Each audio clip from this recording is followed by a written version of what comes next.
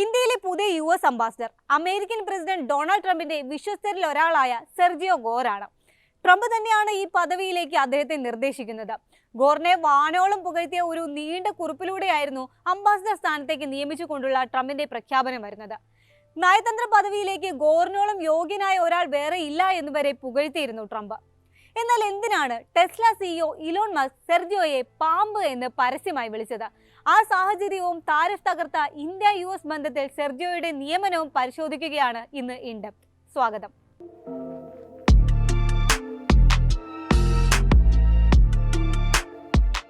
നിലവിൽ വൈറ്റ് ഹൗസിലെ presidential personal office ഡയറക്ടറാണ് സെർജിയോ ഗോർ. വെള്ളിയാഴ്ചയാണ് ഇദ്ദേഹത്തെ ഇന്ത്യയുടെ അംബാസിഡറായി ട്രംപ് പ്രഖ്യാപിക്കുന്നത്. ദക്ഷിണ മധ്യേഷ്യൻ മേഖലയിലേക്കുള്ള US പ്രസിഡന്റിന്റെ പ്രത്യേക ദൂതനായും സെർജിയോ പ്രവർത്തിക്കും.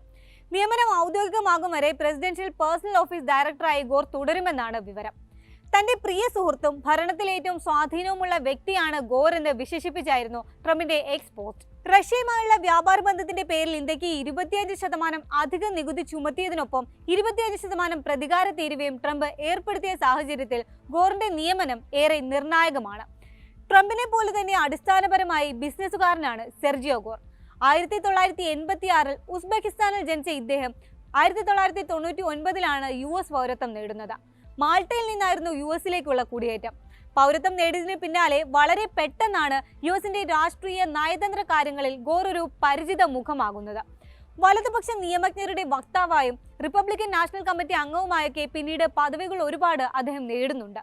2020 ഡൊണാൾഡ് ട്രംപിന്റെ പ്രസിഡൻഷ്യൽ ക്യാമ്പയിനിൽ പങ്കെടുത്തതോടെയാണ് ട്രംപിനോട് ചേർത്ത് ഇദ്ദേഹത്തിന്റെ പേര് വാർത്തകളിൽ ഇടം പിടിക്കാൻ തുടങ്ങിയത്. അന്ന് ക്യാമ്പയിന്റെ ഫണ്ട് റൈസിംഗ് ചുമതലയടക്കം ഗോറിനായിരുന്നു. പിന്നീട് അവിടെ നിന്ന് 2024 പ്രസിഡൻഷ്യൽ പേഴ്സണൽ ഓഫീസ് ഡയറക്ടറായി അദ്ദേഹത്തിന് സ്ഥാനക്കയറ്റം ലഭിച്ചു. പിന്നീട് ട്രംപ് അധികാരത്തിലേറി കുറച്ച് മാസങ്ങൾക്ക് ശേഷമാണ് ഇലോൺ മസ്കിന്റെ പാമ്പ് എന്ന പരാമർശം വരുന്നത്. ന്യൂയോർക്ക് പോസ്റ്റിന്റെ ഒരു റിപ്പോർട്ടായിരുന്നു ഇതിന് ആധാരം. പ്രസിഡൻഷ്യൽ ഓഫീസിന്റെ ഡയറക്ടറായി ചുമതലയേറ്റതിനു ശേഷം 4000-ഓളം ഫെഡറൽ ഉദ്യോഗസ്ഥരെ നിയമിച്ചിരുന്നു ഗോർ. എന്നാൽ ഈ ഉത്തരവാദിത്തം ഏറ്റെടുത്ത് നിറവേറ്റിയ ഗോർ പക്ഷേ പെർമനന്റ് സെക്യൂരിറ്റി ക്ലിയറൻസ് പൂർത്തിയാക്കിയിട്ടില്ല എന്നായിരുന്നു ന്യൂയോർക്ക് പോസ്റ്റ് റിപ്പോർട്ട്. ഈ ആർട്ടിക്കിൾ മസ്ക് റീപോസ്റ്റ് ചെയ്തു. ആ പോസ്റ്റിൽ മസ്കിന്റെ ക്യാപ്ഷൻ ആയിരുന്നു "ഹി ഈസ് എ സ്നേക്ക്" എന്നത്. ഇത് വലിയ വിവാദങ്ങൾക്ക് കാരണമായി. എന്നാൽ സെക്യൂരിറ്റി ക്ലിയറൻസ് പൂർത്തിയാക്കാത്തതിനല്ല മസ്കിന്റെ പാമ്പ് പ്രയോഗം എന്നാണ് നാനാഭാഗത്തു നിന്നും നിരീക്ഷണങ്ങൾ ഉയർന്നത്. ക്യാബിനറ്റ് മീറ്റിംഗുകളിൽ പലപ്പോഴും ഗോറും മസ്കും തമ്മിൽ വാക്കേറ്റം ഉണ്ടായതായി ഈ കാലയളവിൽ തന്നെ റിപ്പോർട്ടുകൾ പുറത്തു വന്നിരുന്നു.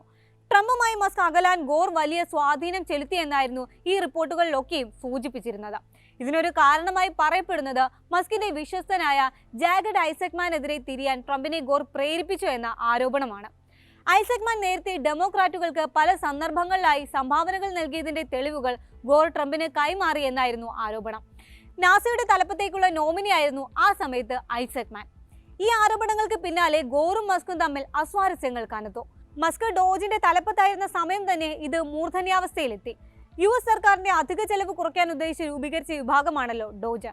ഡോജിൽ തന്റെ സ്വാധീനം ഉപയോഗിച്ച് വൈറ്റ് ഹൗസിലെ പല മുതിർന്ന ഉദ്യോഗസ്ഥരെയും മസ്ക് തഴയുന്നതായി റിപ്പോർട്ടുകൾ ഉണ്ടായിരുന്നു. ഇതിൽ പ്രധാനിയായിരുന്നു ഗോർ.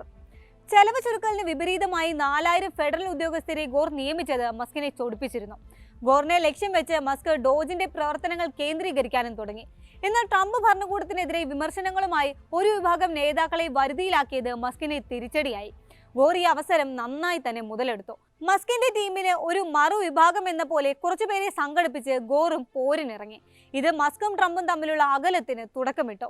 വൈറ്റ് ഹൗസ് വ്യവഹാരങ്ങളിൽ നിന്ന് മസ്കിനെ നീക്കാൻ മുൻകൈ എടുത്തതും ഡോജ് മുന്നോട്ട് വെച്ച നിർദ്ദേശങ്ങൾ അവഗണിച്ചതും മസ്കിന്റെ വിശ്വസ്തതയിൽ പരസ്യമായി സംശയം പ്രകടിപ്പിച്ചതുമൊക്കെയുള്ള ഗോറിന്റെ പ്രവർത്തികൾ മസ്കിനും ട്രംപിനും ഇടയിലുള്ള വിടവ് വലുതാക്കിയെന്നാണ് പരക്കെയുള്ള സംസാരം. ഇതൊടുവിൽ മസ്കിന്റെ രാജിയിൽ വരെ കലാശിച്ചു. ഈ കാര്യങ്ങളൊക്കെ കൊണ്ട് തന്നെ ഗോറിനെതിരെ പറയാൻ കിട്ടുന്ന അവസരങ്ങളൊന്നും മസ്ക് വിട്ടുകളയാറില്ല. ഈ പാമ്പ് പരാമർശവും അത്തരത്തിൽ അവസരത്തിൽ ഉടലെടുത്തതാണ്. പക്ഷേ മസ്കിന് ഗോറിനെ കുറിച്ചുള്ള അഭിപ്രായം അത്ര നല്ലതല്ല എങ്കിലും ഇന്ത്യയുടെ US അംബാസിഡറായി ഗോർ എത്തുന്നതിന് പച്ചക്കൊടി കാട്ടിയിട്ടുണ്ട് പല ഉദ്യോഗസ്ഥരും. US state secretary Marco Rubio എക്സിൽ കുറിച്ചത് ഗോറിനോളം നല്ലൊരു നയതന്ത്ര പ്രതിനിധി US-ന് ഉണ്ടാകില്ല എന്നാണ്. വൈസ് പ്രസിഡന്റ് JD വാൻസ് ആകട്ടെ ഇന്ത്യയിൽ US-ന്റെ ഏറ്റവും മികച്ച അംബാസിഡറാവും ഗോർ എന്നും കുറിച്ചു. തന്റെ ഏറ്റവും അടുത്ത വിശ്വസ്ത സുഹൃത്തിനെ നയതന്ത്ര പ്രതിനിധിയായി നിയമിക്കുന്നതിലൂടെ മോദിക്ക് ഒരു മുന്നറിയിപ്പ് നൽകുകയാണ് ട്രംപ് എന്നാണ് ഒരു വൈറ്റ് ഹൗസ് വക്താവിനെ ഉദ്ധരിച്ച് പൊളിറ്റിക്കോ റിപ്പോർട്ട് ചെയ്യുന്നത്. ഇന്ത്യയും US-ഉം തമ്മിലുള്ള ക്രയവിക്രയങ്ങൾ അങ്ങേയറ്റം ഗൗരവമേറിയതാണെന്നും ഇന്ത്യയുമായി ബന്ധപ്പെട്ടുള്ള ഏത് നീക്കത്തിലും പ്രസിഡന്റിന്റെ കൈകടത്തൽ ഉണ്ടാകുമെന്നുമുള്ള സിഗ്നലാണ് ഗോർ എന്നാണ് ഇദ്ദേഹത്തിന്റെ പ്രതികരണം. അതേസമയം ഗോറിന്റെ നിയമനം ഒരു മുതൽക്കൂട്ടായി ഇന്ത്യക്ക് വേണമെങ്കിൽ കണക്കാക്കാം. ട്രംപിനോട് അത്രയും അടുത്ത ഒരാൾ നയതന്ത്ര പ്രതിനിധിയായി രാജ്യത്തുണ്ടാകുമ്പോൾ ട്രംപുമായുള്ള ആശയവിനിമയം കുറച്ചുകൂടി എളുപ്പത്തിലാകുമെന്നാണ് നിരീക്ഷണങ്ങൾ. താരിഫ് വിഷയത്തിലടക്കം ഇത് ഗുണമുണ്ടാകുമെന്ന പ്രതീക്ഷയും ഉയരുന്നുണ്ട്. എന്തായാലും പുതിയ US പ്രതിനിധിയുടെ നിയമനത്തോട് ഇന്ത്യ ഇതുവരെ ഔദ്യോഗികമായി പ്രതികരിച്ചിട്ടില്ല. പക്ഷേ നയതന്ത്രപരമായോ ഇന്ത്യയുമായോ കാര്യമായ പരിചയസമ്പത്തില്ലാത്ത ഒരാളെ പ്രതിനിധിയാക്കിയതിൽ ആശങ്ക സമൂഹ മാധ്യമങ്ങളിൽ പലരും ഉയർത്തിക്കാട്ടുന്നുമുണ്ട്.